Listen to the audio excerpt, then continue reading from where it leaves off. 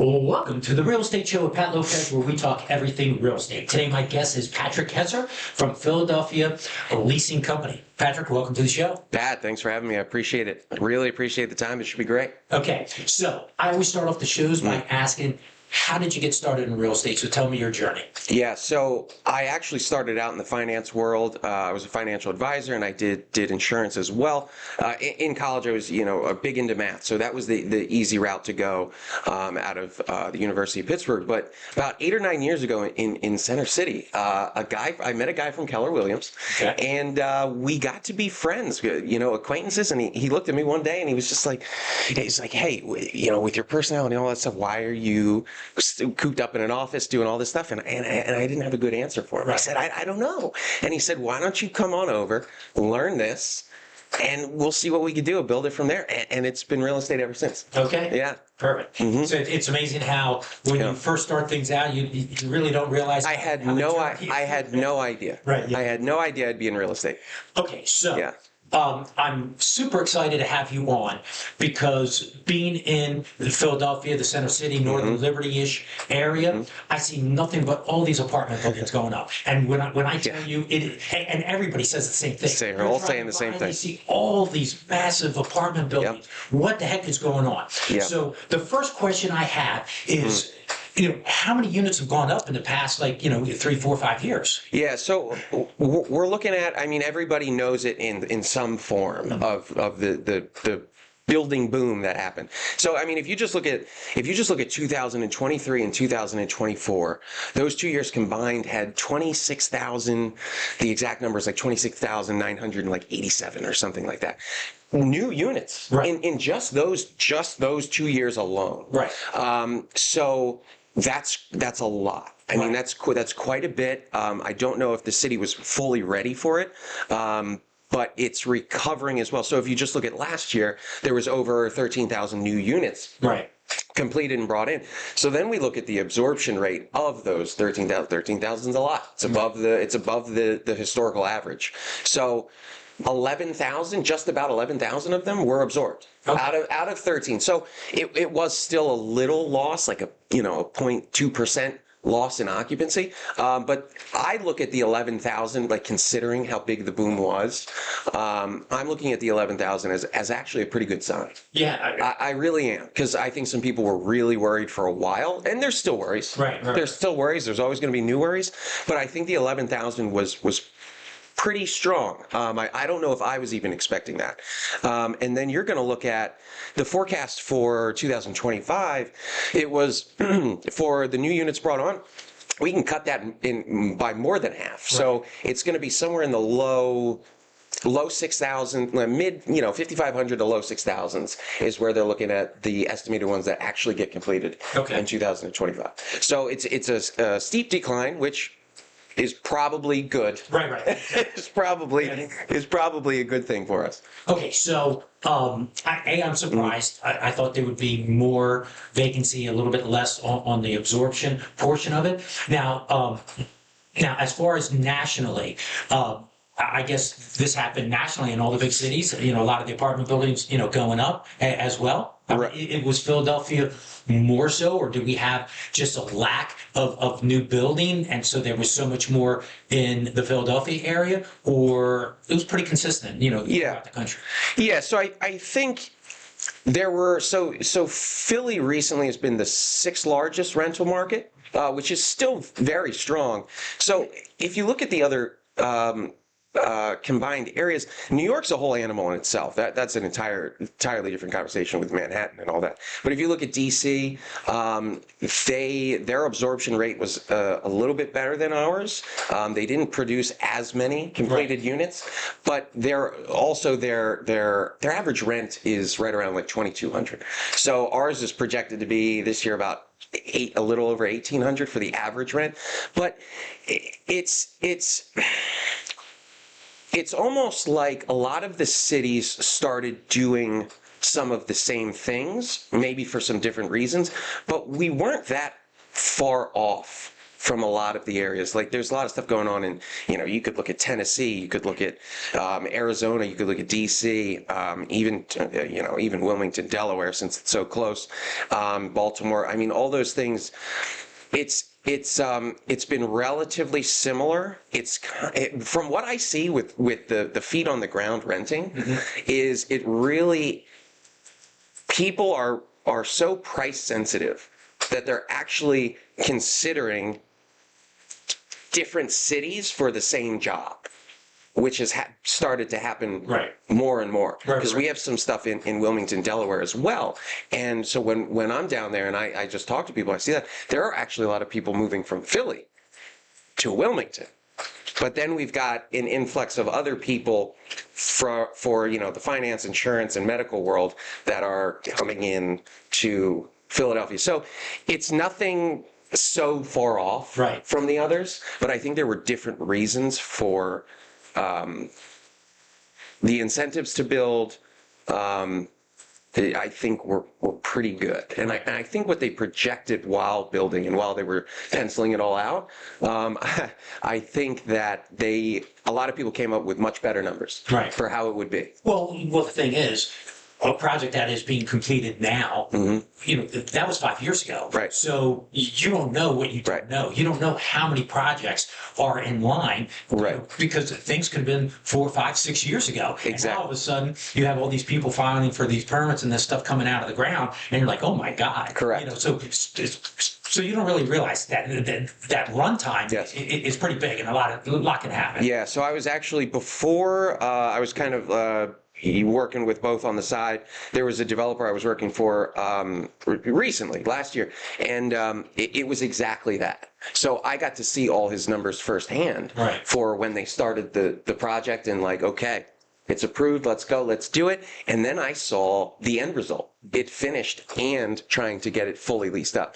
So, and it was difficult. So stop me if I'm rambling, if you have another question, but there were the incentives that were forced to be given to renters was killing people. So we would go back weekly on a back and forth on what's the best incentive to do to get people in and to keep people without getting, okay, we're going to jump right into that. That's so it's, there's a lot happening. Yeah, let's jump in there. Okay, so my question is, with these rentals, what are people looking for? These new buildings, some of them have gyms. I guess some people, doormen, those kind of things. So what are they looking for? So it's interesting. So there are a lot of answers to that question. I think that out of our about 6,000 that should be completed in 2025, so about 4,400 of those are in the luxury market segment of apartment rentals. So and they're in the Center City area. So 75% of the new ones being completed out of 6,000 are in the Center City area. So those people, if they're coming from out of state or outside of the city, I think that the news has given people a lot of reason to ask for the tightened security, mail security, package security, doormen, things like that. Like that's been a big, because you watch the news, you could see anything on the news every day about what's going on in Philly. So a lot of people that haven't lived here, they're coming from outside, those are big. Those are very, very big. The next thing would really be they're looking for one bedrooms that are at least 600 square feet. Okay. That's about the least amount of space that people who are really in the luxury market are looking for.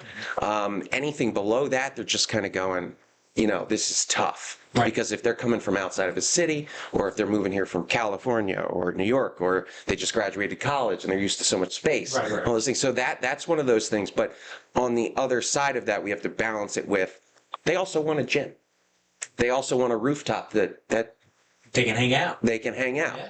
So those would be the biggest things in the Center City luxury market. It's really going to come down to the overall feel of the building, who's in it. Is there a doorman, the security? I can't tell you how important the mail and package systems are now. So those are just a couple of the things I'm noticing for that segment. It's the luxury part that's inside Center City. Now, you could even go outside of that. Right. Outside of Center City, that little bubble, when you go outside of that, so much of what I just said falls away.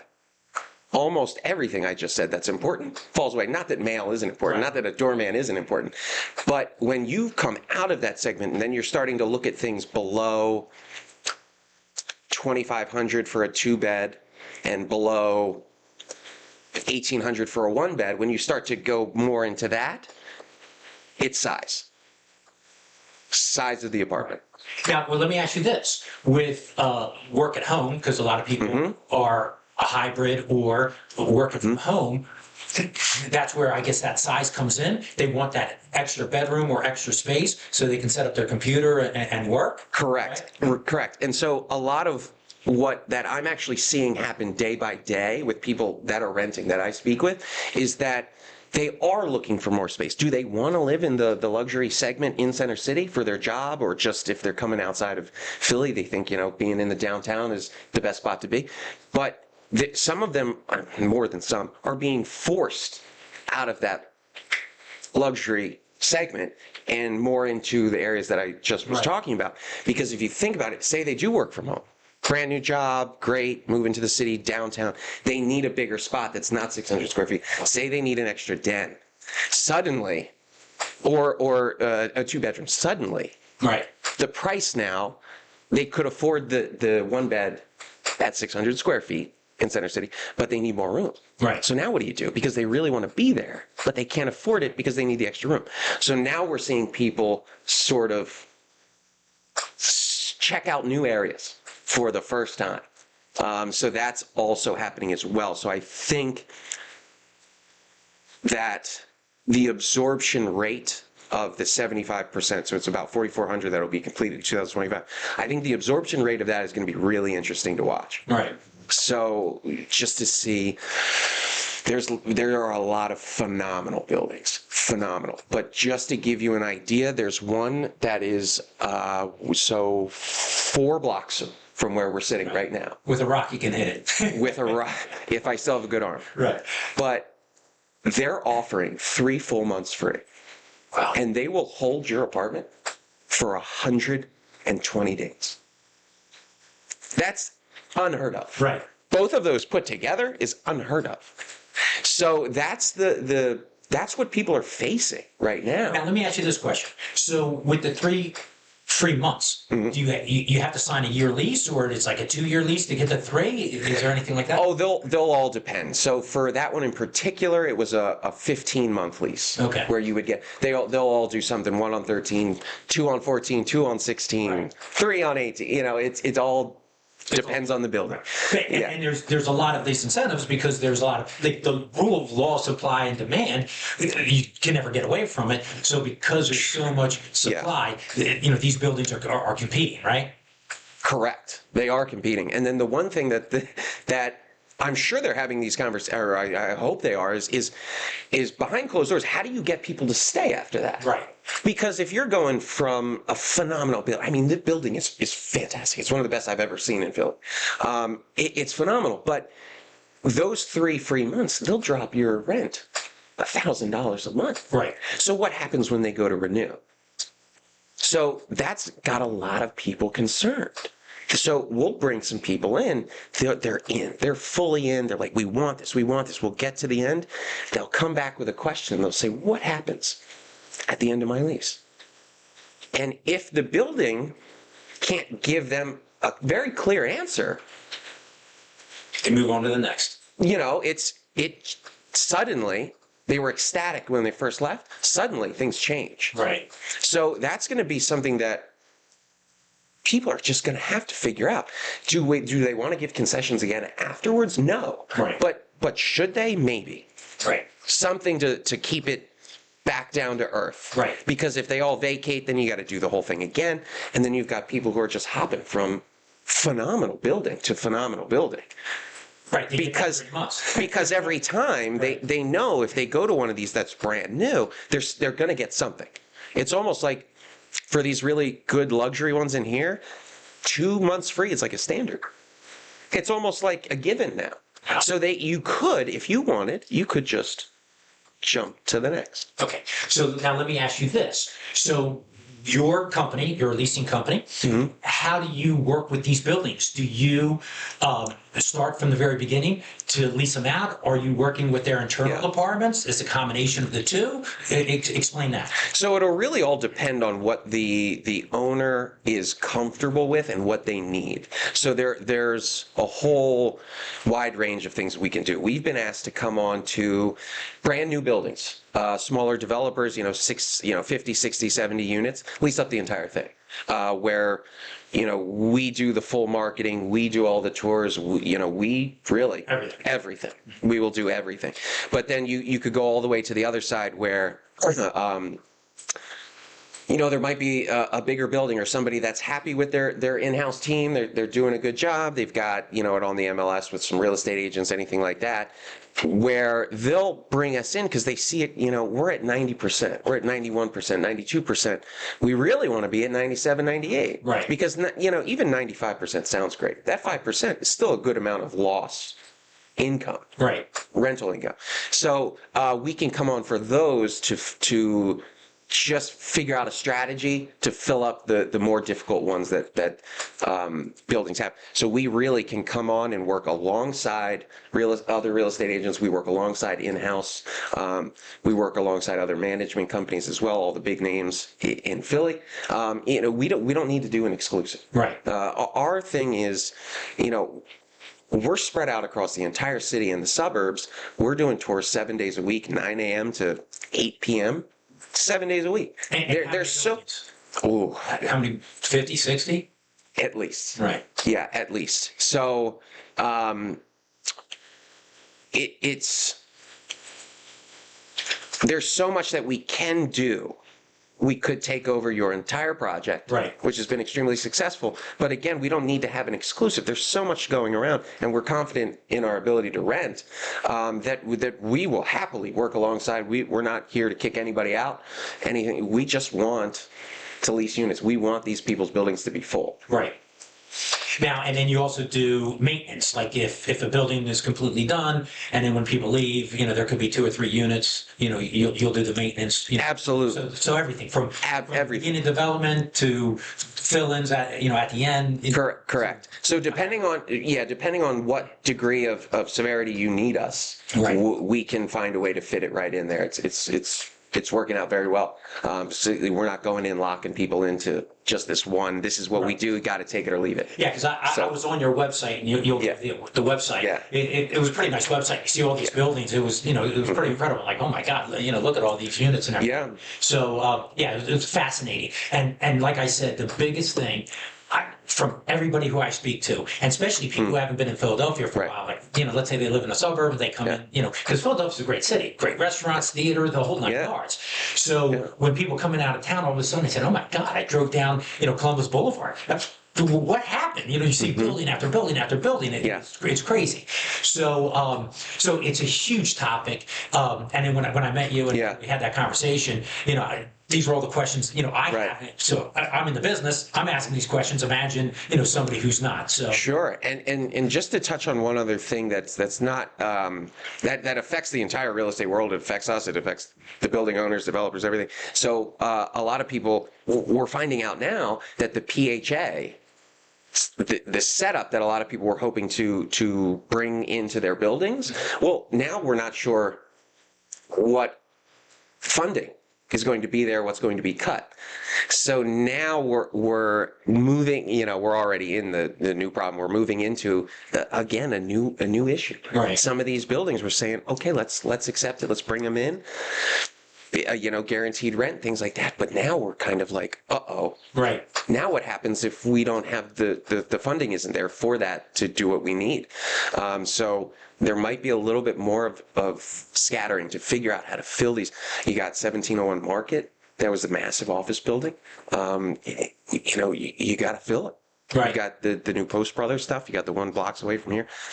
So it's going to be interesting. But it's another reason why I think people should use us, even if it's on the side, if you Right. want to say, because we, just everything from social media, things that other people might not be doing or might not have as big of a following. Our team is combined like over 100,000 followers, just so everything that our team posts. And on top of that, everyone is if seeing. you're looking for a building, you're in all the buildings. Right. Versus We're in all. if you just go to one building, you're Right. only seeing one. Right. But so you can sort of tailor make, hey, what did you like? What didn't you like? And then you can really help these people because, like I said, you're in these buildings every day. Right, and that's another thing. Is like if we deal with so many leads constantly. I mean, we're talking thousands, Right. thousands of these leads. So even if there's a building 4 blocks away from this, this particular building, if we show someone a building here and they go, yeah, it's great, but we're not sold on it. We now have the ability to go, okay. I'm not going to show them 10 in a row right in their face because that's overwhelming. But say, hey, look, we've got this. Right. 4 blocks away. You want to go walk with me?